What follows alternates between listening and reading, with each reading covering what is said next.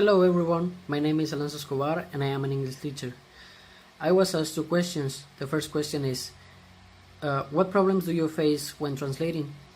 I think there are different problems when translating. One of them is the lack of vocabulary. Sometimes we have to deal with difficult topics and we may find some words that we don't know. It is important to have a dictionary or a translator with us for those cases. The next aspect is grammar. Sometimes the grammar tenses or the grammar structures are very different from English to Spanish. In this case, Spanish is our target language. So we have to find the best way to translate those phrases so they make sense in Spanish. I consider the hardest part of translating is keeping the meaning of the original message, because sometimes we can find like words or phrases that are not very common or don't exist in our language. The second question is, how do you use translation as a teaching tool in the classroom? So I focus the translation on the vocabulary, because translation is one of the most basic methods for learning a foreign language, but it can also be like difficult to continue learning if you only translate like word by word. So I ask my students only to translate the hardest words in text, conversations, or sentences, and so they have to make an effort to understand the sentences from the words that maybe made difficult for them understanding the meaning or the message. Hello. I was asked to answer two questions, and the first one is, what problems do I face when I translate? I think that I don't actually translate. For example, if I listen to a song or if I read a book, I only understand the context, the idea, and the whole text, and I understand it. But in the cases in which I have to translate, for example, when someone asks me to translate a speech, for example, the speech of the President of the United States, or in the radio, the main problem when I translate speeches or things like that the main problem is that I can't follow the speed.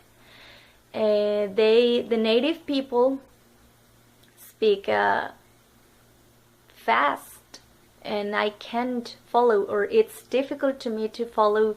Like if I translate a sentence and then I didn't hear the other sentence, and it's the speed. That's the main problem.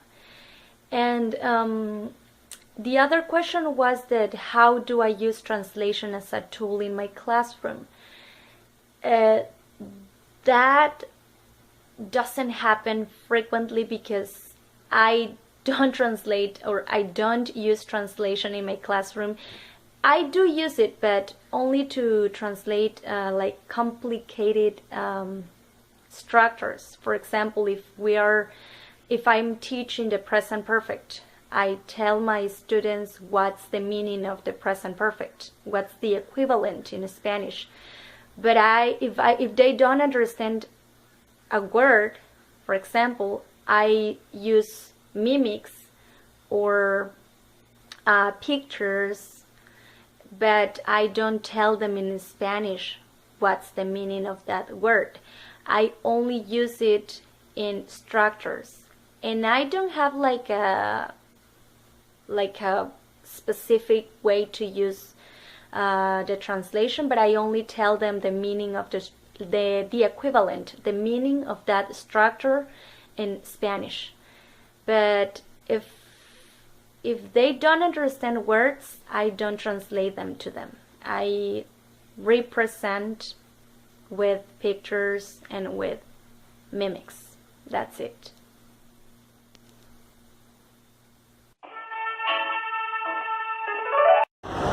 The problems I usually face when translating is when there are documents that contain English for specific purposes, because I have to look up the words to know what the sentence says, and then you can give it a meaning.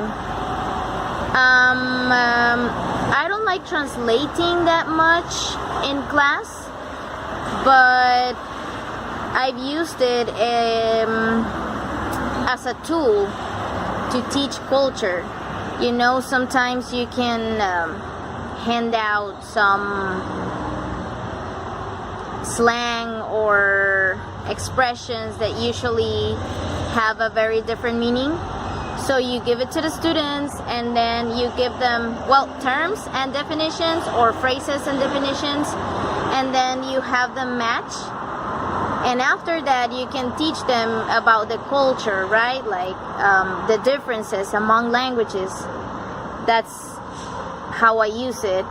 Besides that, I don't like translating for anything else. I think it's better if you just go from English to the meaning instead of going English, Spanish, and then meaning.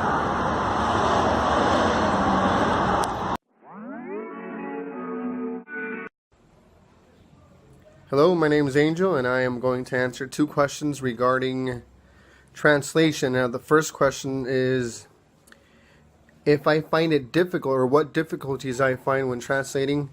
In this case, I find it difficult when I translate from English to Spanish.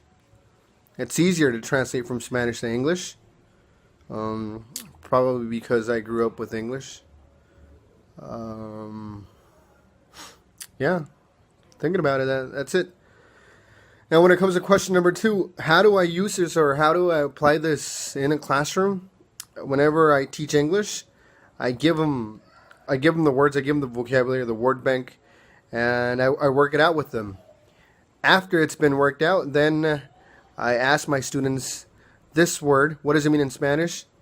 And I typically leave homework. In this case, they have to define the word, translate the word, and give me an example in English and Spanish. This is a written task, so that they can learn the vocabulary in a very conscious way. Well, that's it. I'm feeling high. Hello, my name is Kayla. Well, I'm going to answer 2 questions. The first question is what problems I face when I translate some text in a classroom. Well, the first problem is that some students want to know the meaning of some words, or the majoring of the words of the text. So this is a waste of time for teachers to translate each word of the text. So I think it's a waste of time to translate each word. Besides, students translate in a literal way. So as you know, in English, some words some words have different meanings according to the context. So this is confusing for students. Other problem could be that students don't try to understand the content of the text, so because they know that at the end of the text, teacher is going to translate in Spanish, so they don't try anymore to understand the text. I use translation in grammar explanation, also in the readings, and in some new vocabulary. I present some flashcards to new vocabularies and then translate each word in the meaning, and that's it.